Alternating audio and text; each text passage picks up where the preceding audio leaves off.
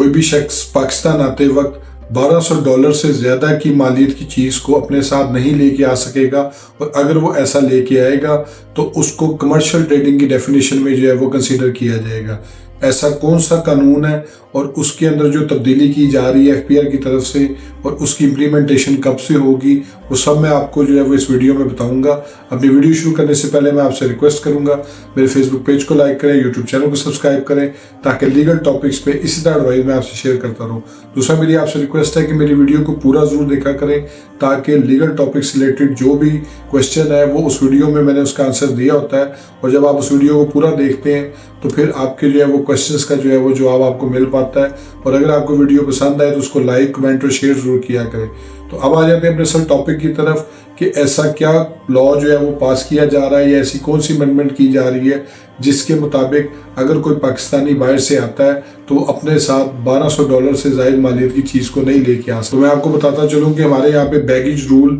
2006 ہے جس کے اندر امینڈمنٹ جو ہے وہ پرپوز کر دی گئی ہے، اور اس امینڈمنٹ کے تحت کوئی بھی شخص جو باہر سے ٹریول کر کے پاکستان آ رہا ہے اگر وہ اپنے ساتھ $1200 یا $1200 سے زیادہ مالیت کی کوئی بھی چیز جو ہے وہ اپنے ساتھ لے کے آتا ہے تو اس کو جو ہے وہ کمرشل ٹریڈ کی ڈیفینیشن میں جو ہے وہ کنسیڈر کیا جائے گا، اور اس کی وجہ سے اس پہ نہ صرف سکروٹنی سخت کی جائے گی بلکہ اس پہ تمام کسٹم ٹیرفس اور جتنی بھی ڈیوٹیز ہیں جو کہ ایک کمرشل امپورٹر کے اوپر عائد کی جاتی ہیں اس کے مطابق اس کو کسٹم ڈیوٹی اور وہ سب کچھ جو ہے وہ ادا کرنی پڑے گی۔ اس سے پہلے اگر کوئی شخص اپنی پرسنل بلانگنگ یا اپنی پرسنل آئٹم کے طور پہ کوئی چیز باہر سے لے کے آتا تھا، اگر وہ اس کو اپنے ہینڈ کیری میں یا اپنے ہینڈ بیگ کے اندر ڈال لیتا تھا تو اس کو وہ اس کی ذاتی ملکیت جو ہے وہ تصور کیا جاتا تھا، اور اس کے علاوہ اس کے اوپر کوئی جو ہے وہ چارج یا ڈیوٹی یا لائبلٹی جو ہے وہ ایکسرسائز نہیں کی جاتی تھی۔ لیکن اب FPR نے کنسلٹیشن مکمل کرنے کے بعد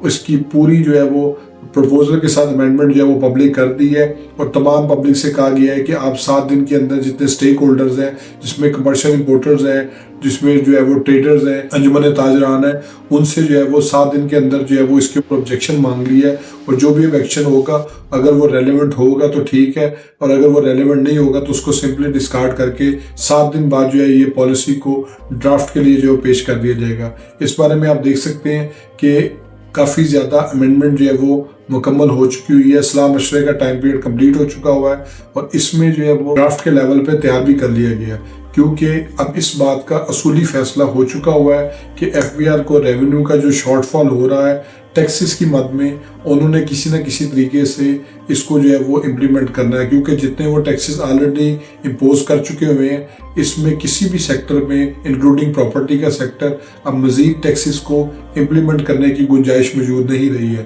اور اگر یہ مزید کسی بھی سیکٹر کے اوپر جو ہے وہ ٹیکس کو امپوز کریں گے تو ڈیفینیٹلی نہ صرف اس سیکٹر کا مزید نقصان ہوگا بلکہ جو لوگ اس سے جڑے ہوئے ہیں ان کا بھی نقصان ہوگا۔ تو یہ جو امینڈمنٹس جو ہے وہ کی گئی ہیں اور جو اس کو ڈرافٹ کی فارم میں جو ہے وہ اسٹیک ہولڈر سے کنسلٹیشن کے لیے ٹائم دیا گیا ہے وہ صرف اور صرف 7 دن کا ہے۔ 7 دن کے بعد یہ جو ہے امپلیمنٹیشن ہونے جا رہی ہے، لیکن امپلیمنٹیشن سے پہلے میں آپ کو ایک چیز بتا دوں کہ اس میں جو ہمارے کانسٹیٹیوشنل رائٹس ہیں وہ سیدھی طرح وائلیٹ ہوں گے، کیونکہ کوئی بھی شخص اپنے پرسنل یوز، اپنی پرسنل پراپرٹی کی حد تک جو ہے وہ جواب دہ نہیں ہے، اور جب تک وہ ان چیزوں کا ڈکلیئر کر رہا ہے اس کے لیے کسی قسم کا کوئی بھی پرابلم فیس نہیں کرنا پڑ سکتا۔ ڈیفینیٹلی اگر کوئی اس طرح کی امینڈمنٹ آتی ہے تو نہ صرف وہ کورٹس میں چیلنج ہوگی بلکہ FPR کے لیے بھی کافی زیادہ چیلنجنگ ہوگا اس طرح کی پبلک لیول کے اوپر، جو کہ ایک پبلکلی انڈیویجول لیول کے اوپر جو پالیسیز ہیں اس کو جو ہے وہ ڈیفینڈ کرنا، کیونکہ جب آپ انڈیویجول ٹیکسیشن کی طرف جاتے ہیں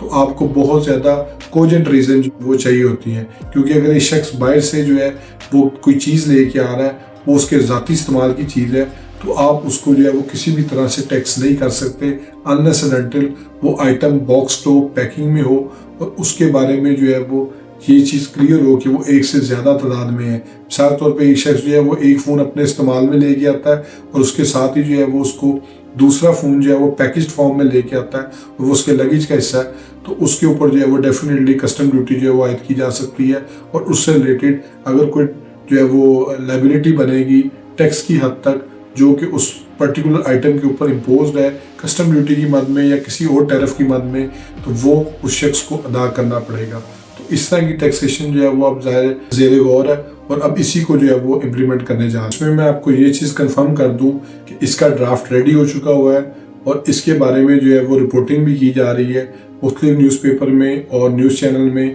کہ اس کا ڈرافٹ جو ہے ودن 7 days جو ہے وہ پروپوزل کے لیے جو ہے وہ پیش کر دیا جائے گا۔ ہوپس آپ کو یہ ویڈیو پسند آئی ہوگی، میرے فیس بک پیج کو لائک کریں، یوٹیوب چینل کو سبسکرائب کریں تاکہ لیگل ٹاپکس پہ اس طرح میں آپ سے شیئر کرتا رہوں۔ Thank you for watching.